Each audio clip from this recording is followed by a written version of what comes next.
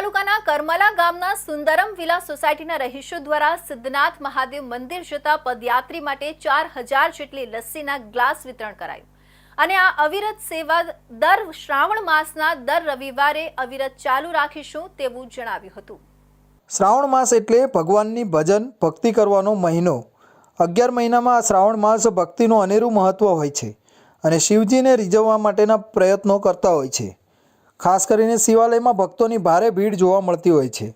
છેલ્લા કેટલાક વર્ષોથી પવિત્ર શ્રાવણ માસ નિમિત્તે ઓલપાડ તાલુકાના કરમલા ગામે આવેલ સુંદરમ વિલામાં રહેતા મુકેશભાઈ મારવાડી અને તેના મિત્રો દ્વારા દર વર્ષની જેમ આ વર્ષે પણ પવિત્ર શ્રાવણ માસ નિમિત્તે હજારો સંખ્યામાં આવતા કાવડ તેમજ પદયાત્રીઓ માટે શ્રાવણના બીજા રવિવારે ભમ ભમ ભોલેનાથ નાદ સાથે 4000 લસ્સી ગ્લાસનું વિતરણ કરવામાં આવ્યું હતું। આ લસ્સી વિતરણમાં માતા બહેનો દીકરીઓ યુવાનો અને કરમલા ગામના સુંદરમ વિલામાં રહેતા મુકેશભાઈ મારવાડી તેમના પરિવારજનો સોસાયટીના રહીશો અને કરમલા ગામના સામાજિક તેમજ માજી સરપંચ ઘનશ્યામ પટેલ સહિત આગેવાનોએ આ સેવા કાર્યમાં જોડાયા હતા અને આ સેવા અવિરત ચાલુ રાખવા માટેનો આશાવાદ પ્રગટ કર્યો હતો।